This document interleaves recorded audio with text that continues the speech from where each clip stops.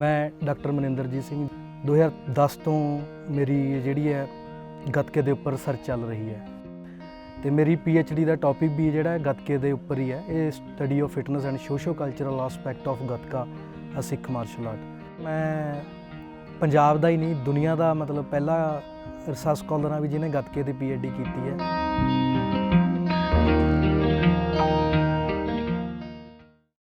उन्नी सौ 94 की गल है, ये 94 की। तो मेरे TLC बहुत वध गए सी, मेरी बॉडी के TLC तो इन्ने ज़्यादा वध गए सी भी डॉक्टर ने जवाब दे दिता सी भी ये बचण की कोई उम्मीद नहीं हैगी। तो मेरे फादर काफ़ी मैडिकल लाइन नाल संबंध रखते सी, तो मैनू घरे लिआंदा गया। डॉक्टरों का जवाब मिलने तो बाद मेरे फादर ने मेरी देखभाल की।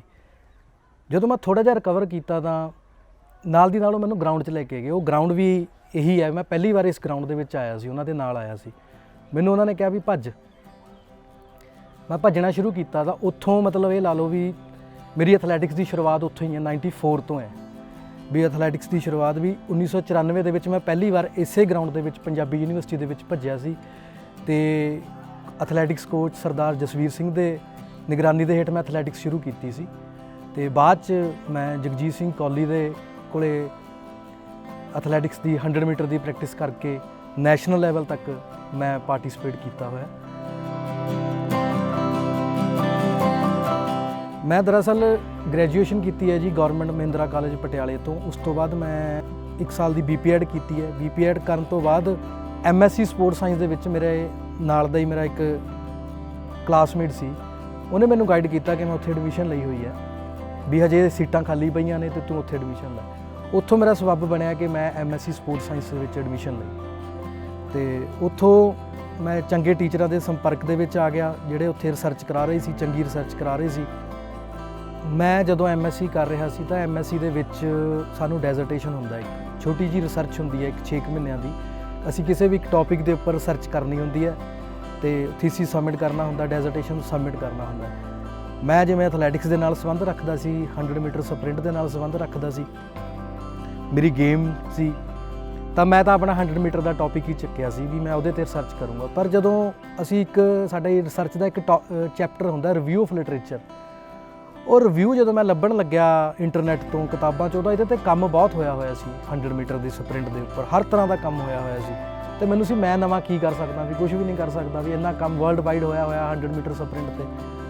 तो मेरी सीनियर सी एक मनप्रीत कौर, वो गतके ते रिसर्च शुरू कर चुकी सी, हालांकि उसकी रिसर्च तो पूरी नहीं हुई, वही रिसर्च मुड़ के मेरे को आई सी।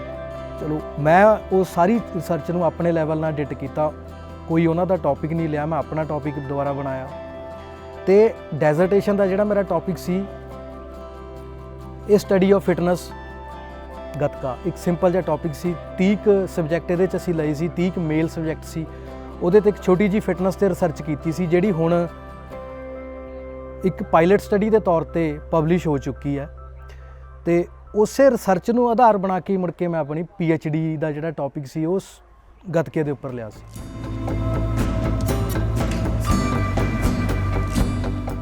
ਗੱਤਕਾ ਸਿੱਖਣਾ ਬਹੁਤ ਜ਼ਰੂਰੀ ਸੀ, ਤਾਂ ਮੈਂ 1 ਸਾਲ ਲਗਾਤਾਰ ਗੱਤਕਾ ਸਿੱਖਿਆ। ਤੇ 1 ਸਾਲ ਦੀ ਟ੍ਰੇਨਿੰਗ ਤੋਂ ਬਾਅਦ ਜਦੋਂ ਮੈਨੂੰ ਲੱਗਿਆ ਕਿ ਸਾਰੀਆਂ ਫੰਡਾਮੈਂਟਲ ਸਕਿੱਲਸ ਨੇ ਜਿਹੜੀਆਂ ਜਾਂ ਜੋ ਵੀ ਗੱਤਕੇ ਦੇ ਲਈ ਲਿਖਣ ਦੇ ਲਈ ਰਿਸਰਚ ਦੇ ਲਈ ਜ਼ਰੂਰੀ ਸੀ ਉਹ ਮੈਂ ਸਾਰੀਆਂ ਸਿੱਖਿਆ।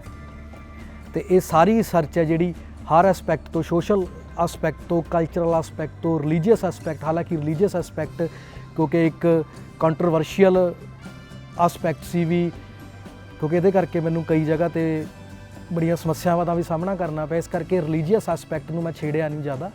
ਪਰ ਜਿਹੜਾ ਮੇਰੇ ਟੌਪਿਕ ਦਾ ਇੰਟਰੋਡਕਟਰੀ ਪਾਰਟ ਆ ਉਹਦੇ 'ਚ ਜਿੰਨਾ ਕੁ ਮੈਨੂੰ ਰਿਲੀਜੀਅਸ ਐਸਪੈਕਟ ਨੂੰ ਕਵਰ ਕਰਨ ਦੀ ਲੋੜ ਸੀ ਮੈਂ ਉਹਨਾਂ ਕੀ ਕੀਤਾ। ਰਿਲੀਜੀਅਸ ਗੇਮ ਹੈ ਇੱਕ, ਇਹ ਸਾਨੂੰ ਗੁਰੂਆਂ ਵੱਲੋਂ ਬਖਸ਼ੀ ਹੋਈ ਖੇਡ ਹੈ ਜਿਹਦੇ ਕਰਕੇ ਉਹਨਾਂ ਨੇ ਆਪਣੀ ਕੌਮ ਦੀ, ਆਪਣੇ ਧਰਮ ਦੀ ਰਾਖੀ ਕੀਤੀ ਹੈ। ਗੱਤਕੇ ਬਾਰੇ ਸਮਝਣ ਦੀ ਲੋੜ ਹੈ। ਗੱਤਕਾ ਹੈਗੀ ਹੈ, ਗੱਤਕਾ ਬੇਸਿਕਲੀ ਅਫਗਾਨ ਤੋਂ ਆਇਆ ਹੋਇਆ ਇੱਕ ਸ਼ਬਦ ਹੈ। ਇਹਦੇ ਕਈ ਤਰ੍ਹਾਂ ਦੇ ਨਾਮ ਨੇ, ਗੱਤਕਾ, ਖੁਦਕਾ, ਗੁਤਕਾ, ਗਟਕਾ। ਦਰਅਸਲ ਅਫਗਾਨ ਦੇ ਵਿੱਚ ਇੱਕ 2 ਤੋਂ 2.5 ਫੁੱਟੀ ਸੋਟੀ ਨੂੰ ਗੱਤਕਾ ਕਿਹਾ ਜਾਂਦਾ ਸੀ, ਉਹਦਾ ਨਾਮ ਗੱਤਕਾ ਸੀ। ਤੇ ਜਿਹੜੇ ਉੱਥੋਂ ਦੇ ਯੋਧੇ ਸੀ ਜਿਹੜੇ, ਕਿਉਂਕਿ ਮੁਗਲ ਅਸੀਂ ਸਾਰੇ ਜਾਣਦੇ ਹਾਂ ਕਿ ਦੁਨੀਆ ਦੇ ਵਿੱਚ ਉਹਨਾਂ ਨੇ ਰਾਜ ਕੀਤਾ ਤੇ ਆਪਣੀ ਲੁੱਟ ਖਸੁੱਟ ਕਰਕੇ ਜਦੋਂ ਵਾਪਸ ਆਉਂਦੇ ਸੀ, ਜਿੱਤ ਕੇ ਵਾਪਸ ਆਉਂਦੇ ਸੀ, ਤਾਂ ਉਹ ਉੱਥੋਂ ਦੇ ਆਪਣੇ ਲੋਕਾਂ ਨੂੰ, ਵਸਨੀਕਾਂ ਨੂੰ ਲੜ ਕੇ ਦਿਖਾਉਂਦੇ ਹੁੰਦੇ ਸੀ ਆਪਸ ਦੇ ਵਿੱਚ। ਪਰ ਉਹ ਲੜਾਈ ਨੂੰ ਇੱਕ ਦੂਜੇ ਨੂੰ ਮਾਰਨਾ ਨਹੀਂ ਸੀ ਹੁੰਦਾ, ਸਿਰਫ ਦਿਖਾਉਂਦੇ ਹੁੰਦੇ ਸੀ ਵੀ ਅਸੀਂ ਇੱਦਾਂ ਜਾ ਕੇ ਯੁੱਧ ਦੇ ਵਿੱਚ ਲੜਦੇ ਹਾਂ।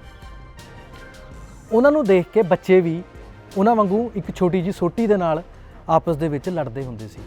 ਜਿੱਥੋਂ ਇਹ ਗੱਤਕੇ ਦੀ ਖੇਡ ਹੈ ਜਿਹੜੀ, ਜਾਂ ਗੱਤਕੇ ਦੀ ਜਿਹੜੀ ਸ਼ੈਲੀ ਹੈ, ਉਹ ਸ਼ੁਰੂ ਹੋਈ। ਇਹ ਅਫਗਾਨ ਤੋਂ ਚੱਲਦਾ ਹੋਇਆ ਉੱਤਰੀ ਭਾਰਤ ਦੇ ਰਾਹੀਂ ਭਾਰਤ ਦੇ ਵਿੱਚ, ਪੁਰਾਣੇ ਭਾਰਤ ਦੇ ਵਿੱਚ ਹਿੰਦੁਸਤਾਨ 'ਚ ਐਂਟਰ ਕੀਤਾ, ਜਿਹਦਾ ਬਦਲਦਾ ਨਾਂ ਬਦਲਦਾ ਸਾਡੇ ਗੁਰੂਆਂ ਨੇ ਗੱਤਕਾ ਰੱਖਤਾ। ਦੱਖਣੀ ਭਾਰਤ ਦੇ ਵਿੱਚ ਇੱਕ ਗੱਤਕੇ ਨਾਲ ਬਿਲਕੁਲ ਮਿਲਦੀ ਜੁਲਦੀ ਖੇਡ ਹੈ ਕਲਰੀ ਪਾਇਥੂ। ਸਿਰਫ ਡਰੈਸ ਦਾ ਫਰਕ ਹੈ, ਟੈਕਨੀਕ ਸੇਮ ਹੈ, ਸੇਮ ਫੁੱਟਵਰਕ ਹੈ, ਸੇਮ ਸਟਾਂਸ ਹੈ।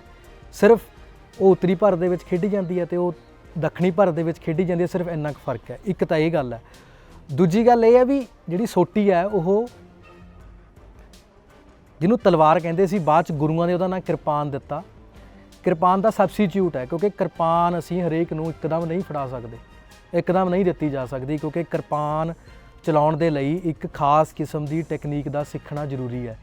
ਜੇ ਤੁਸੀਂ ਉਹਦੇ ਨਾਲ ਨਹੀਂ ਸਿੱਖੋਗੇ ਤਾਂ ਤੁਹਾਡੇ ਆਪਣੇ ਵੀ ਸੱਟ ਲੱਗ ਸਕਦੀ ਹੈ, ਜਿਹੜਾ ਬੰਦਾ ਕਿਰਪਾਨ ਚਲਾ ਰਿਹਾ। ਇਸ ਕਰਕੇ ਉਸ ਤੋਂ ਪਹਿਲਾਂ ਉਹਨੂੰ ਸੋਟੀ ਫੜਾਈ ਜਾਂਦੀ ਹੈ ਵੀ ਉਹ ਸੋਟੀ ਨੂੰ ਚੰਗੀ ਤਰ੍ਹਾਂ ਚਲਾਉਣਾ ਸਿੱਖੇ।